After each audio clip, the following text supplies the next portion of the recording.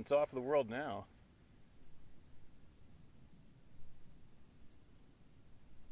Pretty well as high as I can get without hiking up through all that timber. I got a fairly important email I'm going to share with all you guys. It prompted me to come up before I leave again. And leaving tomorrow until, I don't know, 4 or 5 days. And then I'll be back. And then I got to pack all my stuff and get ready to go jump in that bush plane. But obviously I'm probably ruffling some feathers lately, which, well, that's what I do. And that's what every single one of you should do too, actually. But it's kind of funny. There's a radio tower, cell tower possibly, not too far away from me. And as I'm up solo, and there's a lot of strange activities going on in this mountain right here in front of me. This timber over the hill and just over there and across there. It's endless, right? Of course, Dave Plides has to phone me or text me, tell me he's got a crazy story that he has to tell me. And it's definitely an unsettling one. I can't share any details. That's Dave's gig, but thanks, Dave. Now I got my head on a swivel after hearing that one. Holy shit. The stuff that's going on, you guys, I'm telling you. But anyway, I'm losing light, and I want to hopefully get an email or 3 read out here before I go, and then I'm going to send that drone up, and I'm going to show you exactly where I am, and you're going to be probably pretty impressed with the country around here. Okay, now listen to this, all right? Hi, Steve. My name is John Blatt. I'm 48 years old, a single father, spent 8 years active duty Air Force as a security policeman, and at one time held 3 top secret clearances doing security for government contractors. I chose to no longer do that type of work for various reasons, but I share this because the story I'm about to tell is very hard to believe, and it's important for me to explain that I'm a very pragmatic, down-to-earth, honest person who has a proven track record of being trustworthy. The military and the U.S. government would not have granted me the level of security clearances that I received if it was otherwise. I've had several encounters with the Sasquatch beings over the years, but it was my first encounter that had the greatest impact on my life. I've tried to share this particular story in its entirety with Bigfoot researchers over the years, and most either completely ignore my encounter or think it's untruthful. Hopefully sharing it with you will not receive the same treatment, and my story will actually be heard. This first encounter happened to me over 40 years ago at the young age of 7. For the first 8 years of my life, I grew up in a distant suburb of Chicago called Park Forest and went to Dogwood Elementary School, which was a short walk from my home. It was during a second grade field trip to the Des Plaines Dolomite Prairies Land and Water Reserve that I had the encounter that would dramatically affect my life forever. I honestly do not remember a lot of that field trip except seeing wildlife and going on walks around the reserve with my classmates. At that age, everything is wondrous and new, and I don't believe I ever had been on a nature walk in the wild before. As could be expected, we were all in fascination and excited to be in such a great exploration of those wetlands. I remember it being a magical experience, that is, until I had my encounter. I distinctly remember walking on a dirt path or trail through woodlands and walking in the back of the line of kids.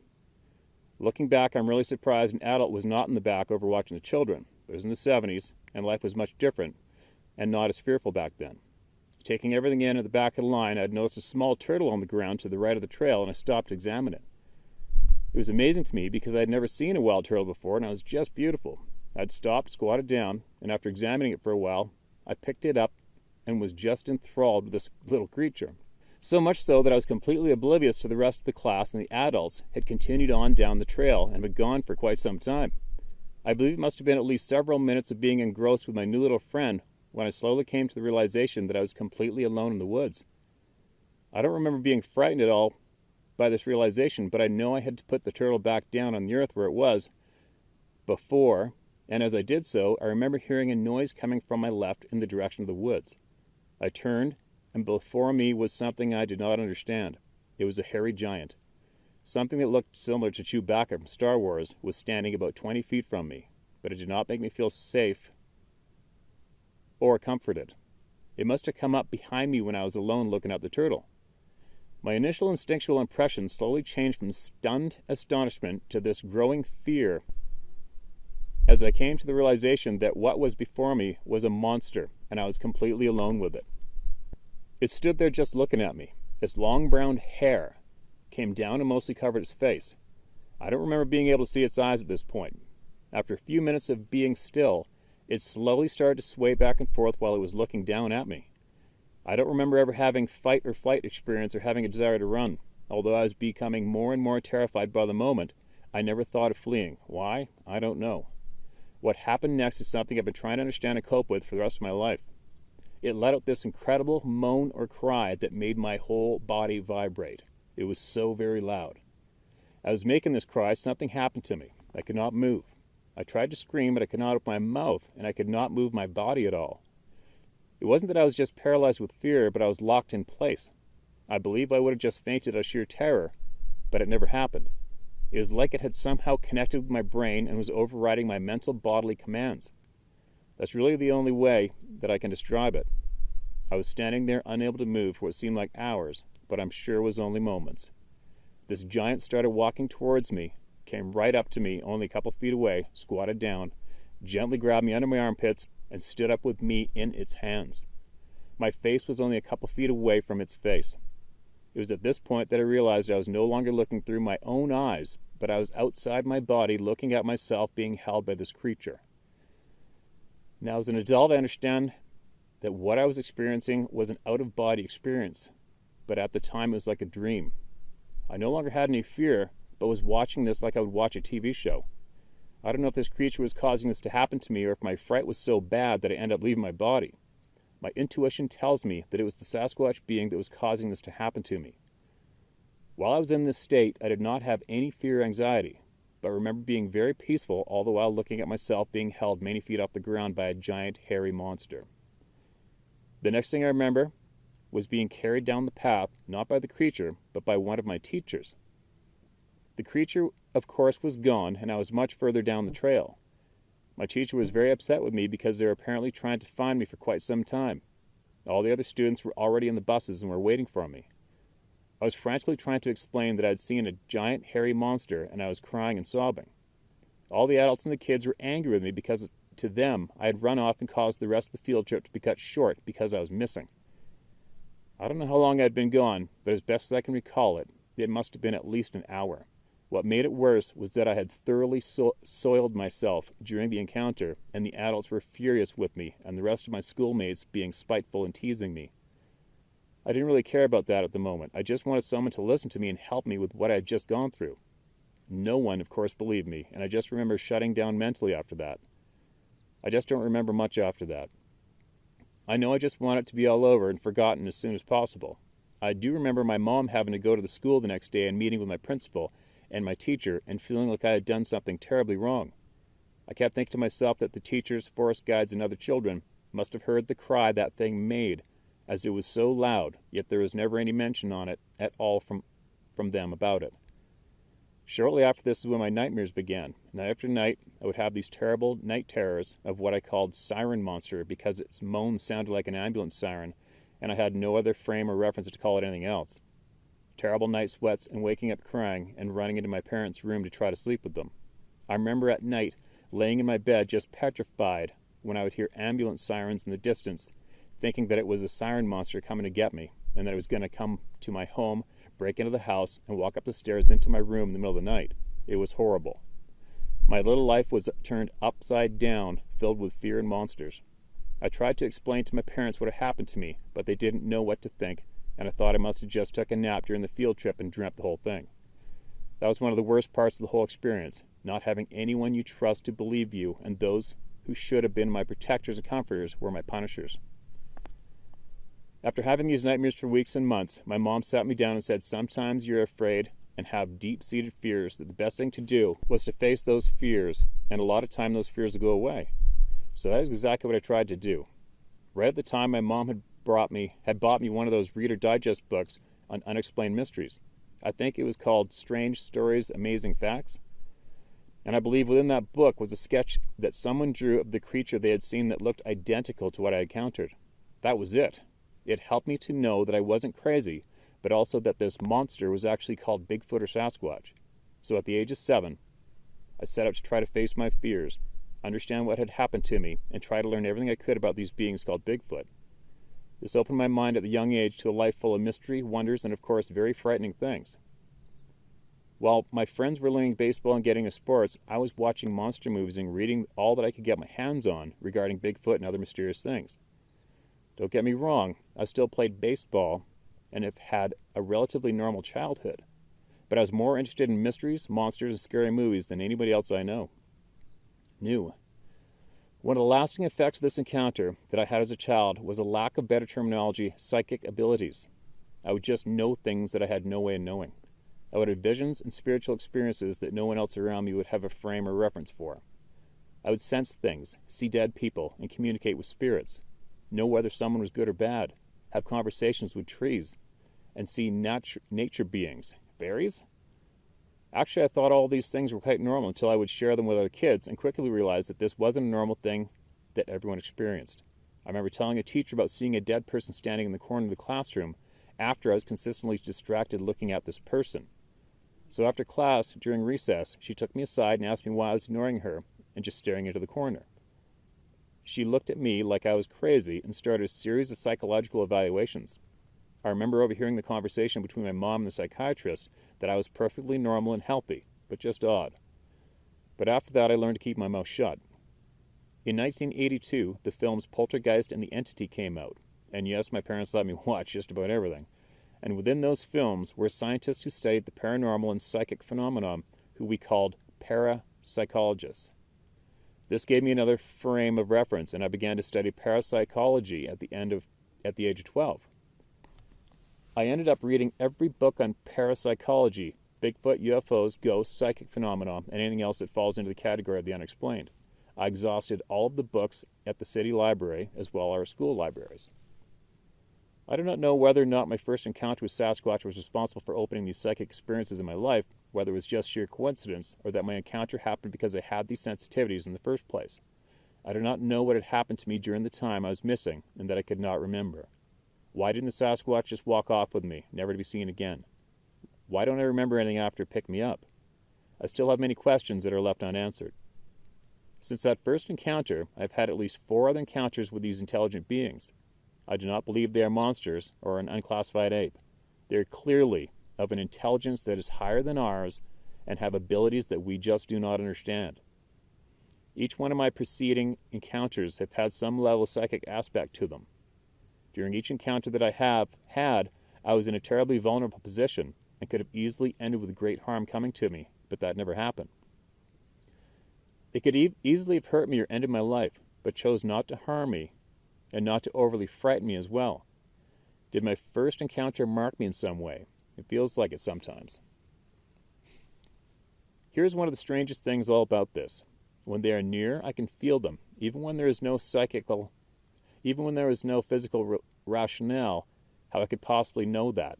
No wood knockings, no smell, just an overpowering sensation. Not fearful, but intensity that is hard to explain. I've had it when they come close to where I used to live, near the foothills of the North Cascades. I would suddenly wake up in the middle of the night and know they were close. Like they were just stopping by to say hi or something. One night I woke straight up out of a deep sleep, and without any thought, I sat up on my bed and looked out my window, and there are 2 very large glowing amber eyes looking at me, only feet from me. And as I watched, as it turned away into the night, and I was like, oh, it's just a Sasquatch, and laid back down and went to sleep. Who does that? So yeah, this encounter drastically altered my life. If you're interested, I'd like to share my other encounters with you. They are nowhere as intense as my first encounter, but I think they're all very interesting all the same. I've never went looking for them or ever wanted this in my life, especially as a child. I continued to have infrequent nightmares of Sasquatch up until my mid-30s. But there came a moment when I came to acknowledge the strange connection that I have with them, and with deep sincerity, I laid down all my desire to try to prove to other people that they are real, or try to acquire evidence of their existence, for science to acknowledge them. I gave up trying to have a name for myself in the Sasquatch community. I stopped trying to find them and trying to get evidence. I stopped researching them like they were a pet project of mine. I let them go. It was only after I did this that my nightmares ended. Actually, the night after I let them go, I had a powerful dream of the Sasquatch in which this being came up to me while standing on a bridge. It knew that I had given up my pursuit of them and had let them go in my life. The Sasquatch then transformed into a human in front of me, smiled, and said thank you. I felt deep gratitude from it, and it turned and walked away.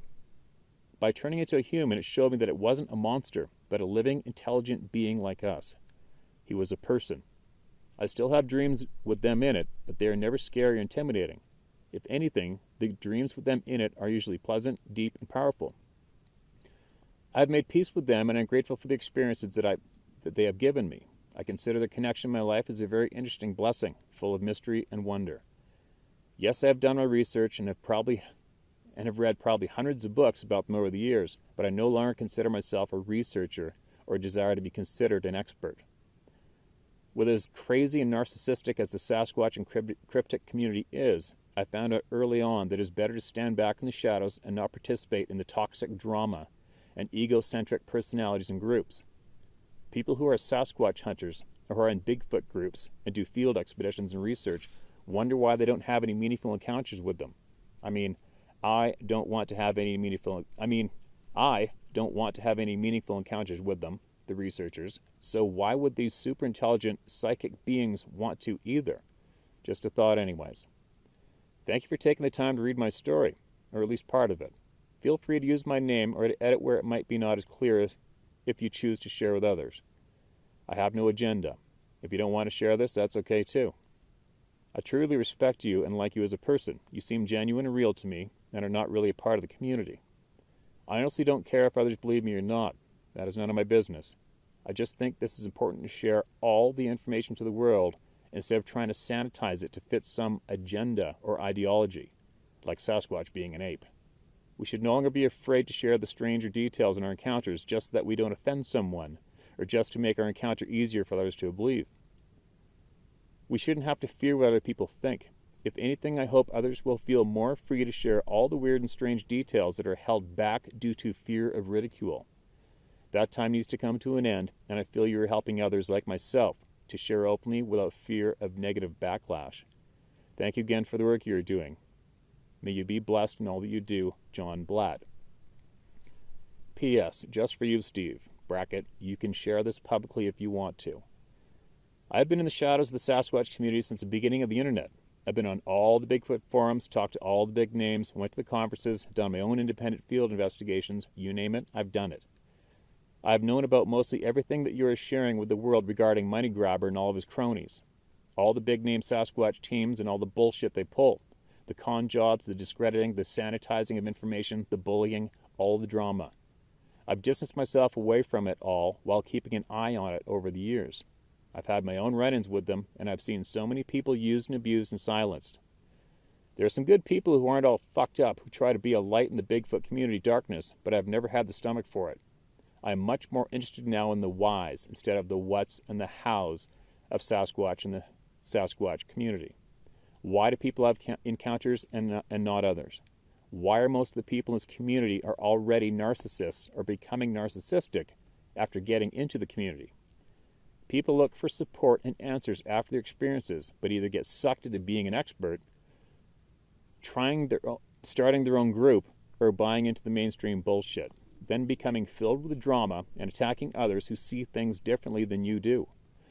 Why do experiencers either completely isolate themselves and tell no one, or they go the opposite direction and become an egocentric asshole who wants to be the one to finally answer the Sasquatch mystery? It is, for the most part, one giant shit show. The TV shows, the documentaries, many of the conferences, and even most of the recent books. There is a real reason why this is all suppressed and oppressed. I think there are definitely forces at work that seek to make Bigfoot researchers and experiencers and the Bigfoot community as a whole to fill it with drama, lies, misinformation, disinformation, and in some ways consume people's lives. Many people who are invested in their Bigfoot research or trying to find answers are completely consumed with Bigfoot. It becomes everything to them. They live it, breathe it. I've seen people lose their minds, their bank accounts, their jobs, and their families, everything, to finding Bigfoot. At least that's what it seems like on the surface.